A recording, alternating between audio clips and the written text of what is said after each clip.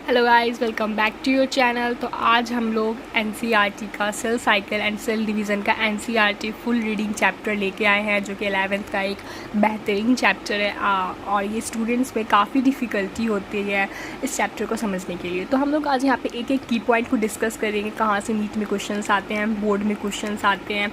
और ये एक बेहतरीन वीडियो होगा। आई होप आप सभी को ये वीडियो काफ़ी पसंद आएगा। सो चलिए हम लोग इस चैप्टर को स्टार्ट करते हैं। Cell cycle and cell division, ये क्या होता है?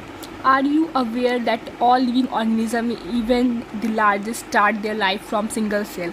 हम सभी अपनी लाइफ को एक सिंगल सेल से स्टार्ट करते हैं।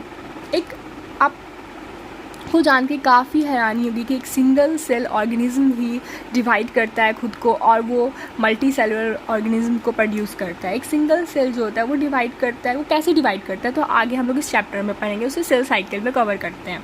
You may wonder how single cell then goes to form such large organisms, growth and reproduce, and characteristics of cells, indeed of living organism. All cells reproduce by dividing into two each parental cells, giving rise to daughter cells. Each time they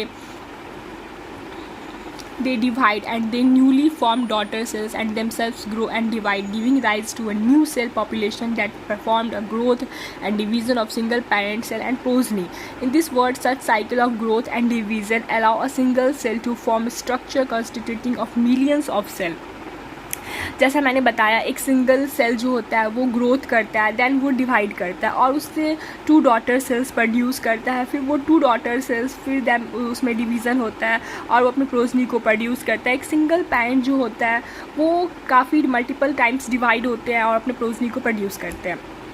अब हम लोग आते हैं इस chapter के first topic cell cycle पे। Cell division is very important process in all living organism. Cell division जो है बहुत ही इंपॉर्टेंट प्रोसेस है सारे लिविंग ऑर्गेनिजम्स के लिए। During the divisions the cell DNA replications and cell growth also takes place. ये काफ़ी इंपॉर्टेंट लाइन है, आप लोग भी अपने एनसीईआरटी में हाईलाइट कर ले। अब सेल डिवीज़न के दौरान क्या होता है, तो सेल डिवीज़न में फर्स्ट स्टेप पहले डीएनए का रेप्लिकेशन होगा एंड देन सेल का ग्रोथ होगा। जैसे मान लीजिए कोई एक सेल है, वो उसमें डीएनए एक सिंगल डीएनए में, देन वो दो डीएनए में रेप्लिकेट करेगा और उसमें सेल का ग्रोथ होगा। उसके बाद वो दो डीएनए एक सिंगल डीएनए में डिवाइड होगा। All the process cell division, DNA replication, cell growth hence have taken place in a coordinate way to ensure correct division and formation of progeny. Cell containing intact genome, the sequence of event by which cell duplicate its genome, synthesis in the other constituent this cell and eventually divide into two daughter cell is termed and cell cycle. अब हम लोग cell cycle किसे कहते हैं? एक progeny जो है, एक सेल जो है वो डिवाइड हो रहा है टू प्रोजनीज में, उसी को हम लोग सेल साइकिल कहते हैं। Although cell growth in terms of cytoplasm increase, cell growth जब होता है तो उसमें साइटोप्लाज्म भी इंक्रीज करता है और ये कंटिन्यूस प्रोसेस होता है। DNA synthesis occurs only during the specific stage of cell cycle. DNA synthesis जो होता है वो हर स्टेज में होता है, कि स्पेसिफिक स्टेज में होता है हमारे सेल साइकिल के। The replicated chromosome DNA and then distributed to daughter nuclei and complex series of event during cell division. अब रिप्लिकेटेड क्रोमोसोम जो है, जो एक बार डिवाइड होके दो डॉटर सेल में डिवाइड हुआ है, अब उसमें जो होता है क्रोमोसोम का रेप्लिकेशन होता है। देन उसमें एक क्रोमोसोम था एंड देन उसमें टू क्रोमोसोम होते हैं उसके न्यूक्लियाई में, and a complex series of event during cell division. और ये काफ़ी कॉम्प्लेक्स प्रोसेस होता है। This events in themselves under genetic control. अब हम लोग का ये सेल साइकिल जो है वो टॉपिक ख़त्म हो गया। काफ़ी इसमें इंपॉर्टेंट पॉइंट्स है जो मैंने हाईलाइट कर रखे हैं, आप लोग भी उसे हाईलाइट ज़रूर कर ले। Okay, It's significant to note that 24-hour average duration of cell cycle in human. The cell division proper lasts for only about an hour. The interphase lasts more than 95% of duration in cell cycle. So हमारे human में 24 our का cell cycle division होता है और interphase में हमारा 95% of division of cell cycle. अब हमारा एम फेज में 95% डिवीज़न हो जाता है। Okay, the M phase start with the nuclear division. M phase जो स्टार्ट होता है हमारा वो न्यूक्लियर डिवीज़न से स्टार्ट होता है, corresponding to the separation of daughter chromosome karyokinesis. अब हमारा सेपरेशन, हमारे ये जो सेपरेशन होकर टू डॉटर न्यूक्लियाई जो फॉर्म करता है, टू डॉटर क्रोमोसोम, और इस प्रोसेस को हम लोग कैरियोकाइनेसिस कहेंगे। एंड यूजुअली इट्स भी डिवीजन ऑफ साइटोप्लाज्म। अब हमारा साइटोप्लाज्म में अगर डिवीजन होगा तो हम लोग उसको साइटोकाइनेसिस कहेंगे। The interphase through called and resting phase. अब हम लोग अपने इंटरफेस को रेस्टिंग फेज भी कह सकते हैं। In this time duration, cell is preparing for division by undergoing both cell cycle and DNA replication in ordinary manner. The interface is divided into 3 phase.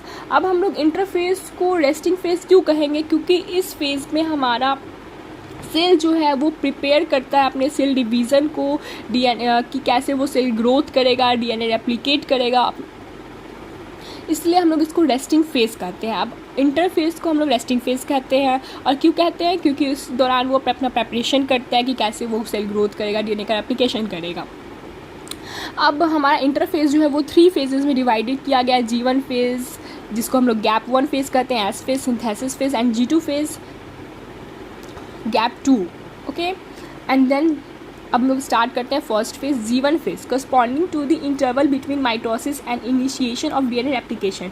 During G1 phase, the cell is metabolically active and continuously growing but does not replicate its DNA. अब हम लोग G1 phase में हमारा cell का जो होता है metabolically वो एक्टिव होता है, बट वो डीएनए को रेप्लिकेट नहीं करता है। हमारा G1 फेज जो है वो मेटाबॉलिकली एक्टिव होगा, कंटिन्यूसली ग्रो करेगा, बट डीएनए का रेप्लिकेशन इसमें नहीं होगा हमारा G1 फेज में। और अब हम आते हैं एस फेज में। एस फेज को हम लोग सिंथेसिस फेज भी कहते हैं। एस और synthesis phase make the period doing DNA synthesis और रेप्लिकेशन टेक्स प्लेस। अब हमारा एस फेज में जो है, सिंथेसिस फेज में है, डीएनए रेप्लिकेशन होगा। अब हम लोग डीएनए रेप्लिकेशन इसमें हो रहा है, इसलिए हम लोग इसको सिंथेसिस फेज भी कहते हैं। Okay, during this time amount of DNA पर cell is double.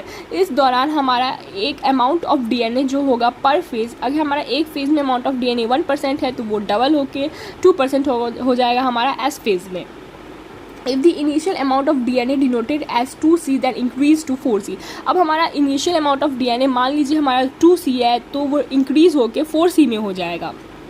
However, there is no increase in chromosome number, but इसके क्रोमोसोम नंबर में कोई भी इंक्रीजमेंट नहीं होगा। ये हाईलाइटेड पॉइंट है, कृपया आप लोग भी इसे हाईलाइट कर लें। If this cell had diploid 2 end of chromosome G1, even S phase has number of chromosome remains in same in 2n। अब हमारा S phase आता है तो S phase में क्रोमोसोम नंबर अगर 2n है तो वो 2n ही रहेगा, क्योंकि एस फेज में क्रोमोसोम नंबर का रेप्लिकेशन नहीं होता है, सिर्फ और सिर्फ डीएनए का रेप्लिकेशन होता है। In animal during the S phase DNA replications beings in the nuclei. अब हमारा एस फेज में है वो डीएनए का रेप्लिकेशन कहाँ होगा? तो हमारे न्यूक्लियस में होगा। And centriole duplicates in cytoplasm. And G2 phase protein and synthesis in preparation of mitosis which cell divides and growth. अब हम आते हैं G2 फेज में। G2 फेज में हमारा प्रोटीन का सिंथेसिस होगा, प्रिपरेशन ऑफ माइटोसिस होगा। अब हम लोग देख सकते हैं G2 फेज में माइटोसिस हो रहा है और यहाँ पे सेल का ग्रोथ हो रहा है, कंटिन्यूसली सेल का ग्रोथ हो रहा है G2 फेज में। जैसे एक इंपॉर्टेंट पॉइंट हम लोग लिख सकते हैं, जैसे एस फेज हमारा हो गया सिंथेसिस फेज, जिसमें डीएनए का रेप्लिकेशन हो रहा है, बट डीएनए का रेप्लिकेशन हो रहा है बट उसमें क्रोमोसोम का नंबर ग्रो नहीं हो रहा है। डीएनए 2C से 4C हो रहा है, बट अगर वो क्रोमोसोम में हो रहा है तो 2n का वो क्रोमोसोम 2n ही रह जा रहा है। G1 फेज में मेटाबॉलिकली वो एक्टिव है, सेल का ग्रोथ हो रहा है, बट डीएनए का रेप्लिकेशन नहीं हो रहा। और हमारा एस फेज में डीएनए का रेप्लिकेशन हो रहा है, किस में हो रहा है? तो वो न्यूक्लियाई के अंदर हो रहा है, सेंट्रियोल डुप्लीकेट हो रहा है साइटोप्लाज्म में। And G2 phase protein and synthesis preparation for mitosis will cell growth continuously. हमारा G2 फेज में सेल का ग्रोथ हो रहा है, साइटोप्लाज्म सेंट्रियोल का डुप्लीकेशन हो रहा है साइटोप्लाज्म में, और सेल का कंटिन्यूसली ग्रोथ हो रहा है। Some cells in the adult animal do not appear to exhibit division, example heart cell.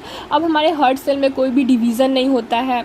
And many other cell divide only occasionally as needed to replace cell and have been lost because of injury of cell death. कुछ cell जो होते हैं वो सिर्फ और सिर्फ एक दूसरे सेल को रिप्लेस करने के लिए होते हैं और फिर किसी इंजरी में वो डेथ हो जाते हैं।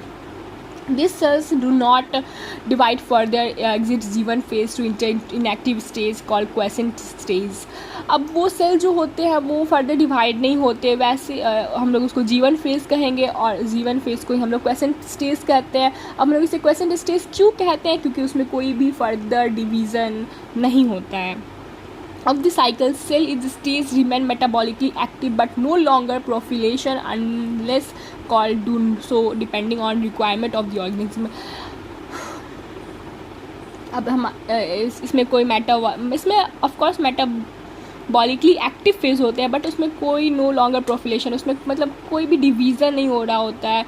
सो G1 फेज हम लोग. इन एनिमल्स माइटोटिक डिवीजन्स. अब हम लोग के एनिमल्स में जो क्या हो रहा है, माइटोटिक डिवीज़न है, ये भी काफ़ी इंपॉर्टेंट पॉइंट है, इसे हाईलाइट कर ले. Is only seen in diploid somatic cell. अब हमारे एनिमल्स में माइटोटिक डिवीज़न सिर्फ और सिर्फ डिप्लॉयड सोमैटिक सेल्स में हो रहा है. There are few exceptions. अब इसमें कुछ एक्सेप्शंस भी आ रहे हैं to where haploid cell divided by mitosis. अब हमारे डिप्लॉयड में माइटोटिक्स डिवीज़न हो रहा है और हमारे हैप्लॉइड सेल में माइटोसिस हो रहा है. For example male honey bees against this the plant can show mitotic division. अब हमारे प्लांट्स में माइटोटिक डिवीज़न है, इन्हें both haploid and diploid cells. अब जैसे एनिमल्स में माइटोटिक डिवीज़न हो रहा है डिप्लॉयड में एंड माइटोसिस हो रहा है हैप्लॉइड में, बट इन प्लांट्स और हनी बीज इसमें माइटोटिक डिवीज़न हैप्लॉइड में भी हो रहा है और डिप्लॉयड में भी हो रहा है. ये काफ़ी इंपॉर्टेंट पॉइंट्स हैं, इसको आप लोग अंडरलाइन ज़रूर कर लें. From your recollections examples of the alternation of generations in plants chapter 3 identified the species and stage of mitosis is seen in haploid cell. अब हम लोग अपने प्रीवियस चैप्टर 3 में इसको हम लोग चैप्टर 3 में से काफ़ी अच्छे से डिफ़ाइन करके पढ़ा है, तो आप लोग उस वीडियो में जाके देख लिए इस फर्दर नॉलेज के लिए. अब एमफिज़ से हम लोग नेक्स्ट लेक्चर में स्टार्ट करेंगे. आई होप आप सभी को ये वीडियो पसंद आया और मैंने काफ़ी इंपॉर्टेंट पॉइंट्स भी बताए हैं NCERT के रीडिंग में, जो आपके बोर्ड्स और नीट के लिए काफ़ी हेल्पफुल रहेंगे. मैं जानती हूँ कि आप सभी को कहाँ पे डाउट हो रहा होगा, जैसे आप लोग रिलेट करके पढ़ेंगे तो आप लोग के लिए काफ़ी ईजी होगा. सो बाय. आई होप आप सभी को वीडियो पसंद आएगा तो like comment share and subscribe जरूर करें. Thank you.